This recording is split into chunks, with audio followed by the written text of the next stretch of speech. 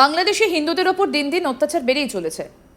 এমনই পরিস্থিতি যে সেখান থেকে প্রাণে বাঁচতে কাঁটাতার পেরিয়ে ভারতে চলে আসছে। সম্প্রতি ভারত বাংলাদেশ সীমান্তে বাংলাদেশি আর্মির ট্যাঙ্কের দেখা পাওয়া গিয়েছে। তবে এইসব করে যে ইউনূস সরকার ভারতের কিছুই করতে পারবে না সেটা ভালো মতনই জানে। ভারতের এতটাই ক্ষমতা যে চোখের পলক ফেলার আগেই গোটা বাংলাদেশকে নিমিষের মধ্যে শেষ করে দেওয়া যেতে পারে। তার জন্য লাগবে মাত্র কয়েক সেকেন্ড। কিভাবে ভাবছেন তো?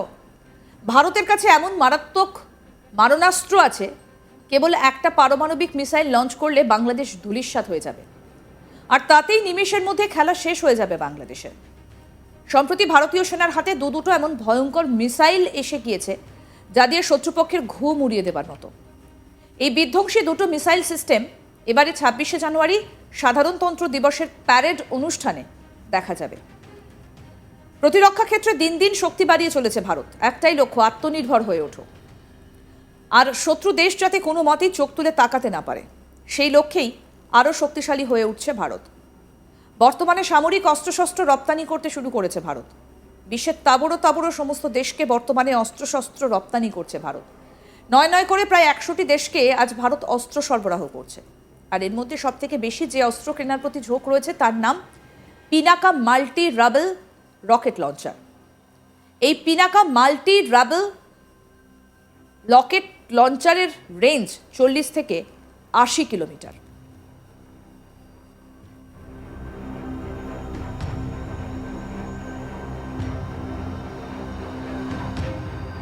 এবার আপনাদের বলবো পিনাকা মিসাইল কি। ভারতের তৈরি পিনাকা অস্ত্রের নাম ভগবান শিবের ধনুকের নামে রাখা হয়েছে, আর এই গোটা সিস্টেমটা বানিয়েছে ডিআরডিও। বর্তমানে পিনাকা অস্ত্রের রেঞ্জ ১২০ থেকে ২০০ কিলোমিটার। ভারতের পিনাকা মাল্টি ব্যারেল রকেট লঞ্চারের চাহিদা বাড়ছে। আর্মেনিয়ার পর এবার পিনাকা কেনার আগ্রহ দেখিয়েছে দক্ষিণ আমেরিকার দুই দেশ। শীঘ্রই এসব দেশে পিনাকা সরবরাহের পথ পরিষ্কার হবার সম্ভাবনা রয়েছে। ভারতের তৈরি এই পিনাকা মিসাইল সিস্টেম খুবই উন্নত। নাইজেরিয়া, ইন্দোনেশিয়ার মতো একাধিক দেশ আগেই শিবের ধনুক কিনতে চেয়েছিল। এবার লাইন লাগালো ফ্রান্সও। সূত্রের খবর, পূর্ব ইউক্রেনে রুশ ফৌজ লাগাতার multi barrel rocket launcher system ব্যবহার করে যাচ্ছে, যার সামনে জেলেনস্কির সেনাকে অসহায় লাগছে। সেটা দেখেই ফরাসি সেনার মনে হয়েছে এমন অস্ত্র তাদের হাতে থাকা খুবই দরকার। প্রতিরক্ষা ব্যবস্থায় একটা ট্রাকের ওপর রেডার, ১২টি surface two air missile drone এবং দুটো বিমান বিধ্বংসী কামান থাকে। ক্ষেপণাস্ত্রগুলি সাধারণভাবে ১৮ কিলোমিটার পাল্লার। তবে নতুন 1S সংস্করণে বুস্টার ব্যবহার করা হয়েছে, যেগুলোর পাল্লা বাড়ানো হয়েছে। আর ভারত সেই আপডেট মডেলই কিনতে চলেছে। ভারত ডায়নামিক্স এবং রাশিয়ার রোজোবোরাএক্স সংস্থার মধ্যে এই নিয়ে চুক্তি হয়েছে। শত্রুপক্ষের ড্রোন মিসাইল চিহ্নিত করে আকাশেই সেটিকে ধ্বংস করে দেবে এবং ভূভাগের কোনো ক্ষতি হতে দেবে না।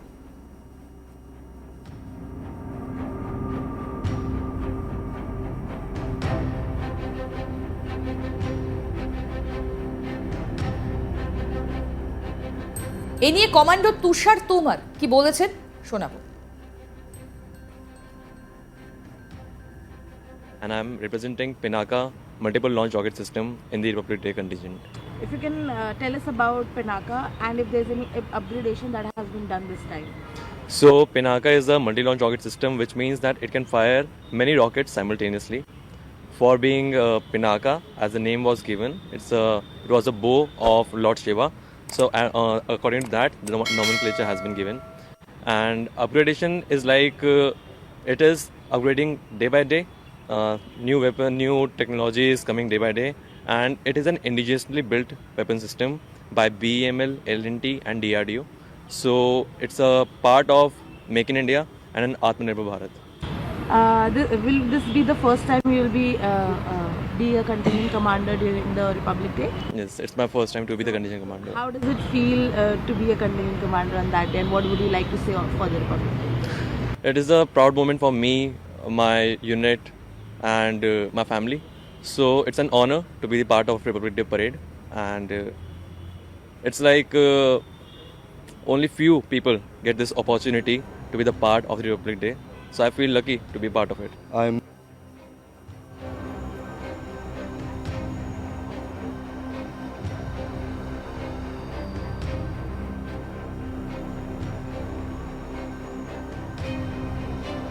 এবার আপনাদের বলবো এনএজি অর্থাৎ Nag missile, anti tank guided missile Nag mark 2 সফলভাবে পরীক্ষা করা গিয়েছে।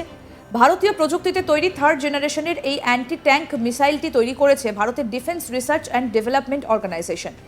13 জানুয়ারি রাজস্থানের পোখরানে ওই মিসাইলটি সফলভাবে নির্দিষ্ট লক্ষ্যে আঘাত হানতে সক্ষম হয়।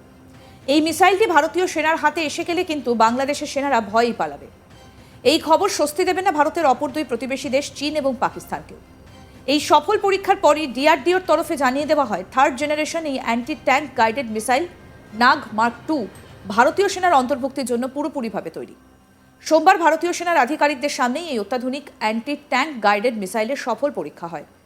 ডিআরডিও অফিসিয়াল এক্স হ্যান্ডেলে জানিয়েছে ভারতীয় সেনাবাহিনীর সিনিয়র অফিসারদের উপস্থিতিতে সম্প্রতি পোখরান ফিল্ড রেঞ্জে দেশীয়ভাবে তৈরি নাগ মার্ক 2 মিসাইলটা সফলভাবে পরীক্ষা করা গিয়েছে। তৃতীয় প্রজন্মের anti tank fire and forget guided মিসাইলটি ভারতীয় সেনার আধিকারিকদের সামনেই পরীক্ষাটি করা হয়েছে। ডিআরডিও আরও জানায় 3টি ফিল্ড ট্রায়ালেই সফলভাবে নির্দিষ্ট লক্ষ্যে আঘাত হানতে সক্ষম হয়েছে এই অ্যান্টি ট্যাঙ্ক গাইডেড মিসাইল। এবার দেখে নেওয়া যাক এই নাগ মার্ক 2 অ্যান্টি ট্যাঙ্ক গাইডেড মিসাইলের বিশেষত্ব। সম্পূর্ণ দেশীয় প্রযুক্তিতে তৈরি এই মিসাইলে যে কোনো আবহাওয়ায় এই মিসাইলটি আঘাত হানতে সক্ষম।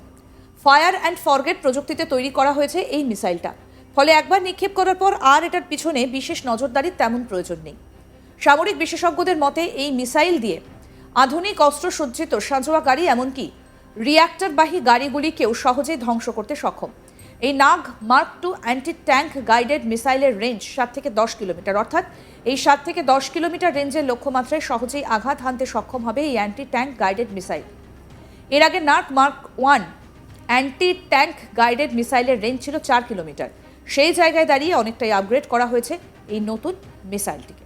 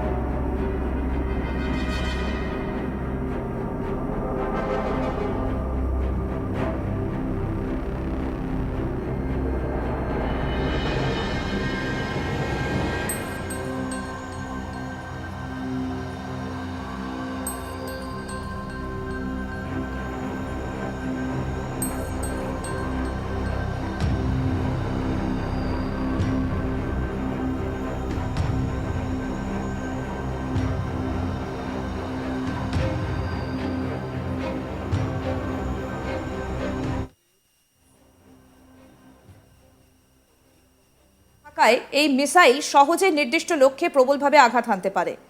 পোখরানে বিশেষভাবে তৈরি সামরিক অস্ত্র বহনকারী নামিকা গাড়ি করে এই মিসাইলকে নিক্ষেপ করা হয়। ভারতীয় সেনার এই মিসাইলের অন্তর্ভুক্তি আত্মনির্ভর প্রকল্পে আরও খানিকটা এগিয়ে দিল দেশের প্রতিরক্ষা ব্যবস্থাকে।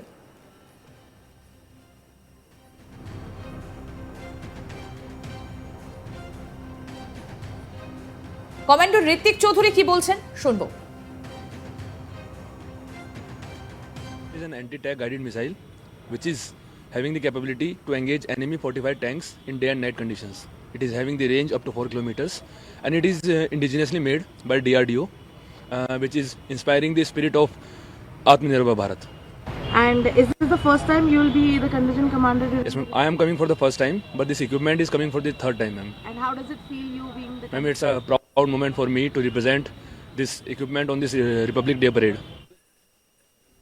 আরও আপডেট পেতে দেখতে থাকুন আজ তাক বাংলা। সাবস্ক্রাইব করুন, নোটিফিকেশন পেতে বেল বাটন অপশন প্রেস করুন, হোয়াটসঅ্যাপে ফলো করুন আজ তাক বাংলা। ভিডিওটা লাইক করুন, শেয়ার করুন, কমেন্ট করুন।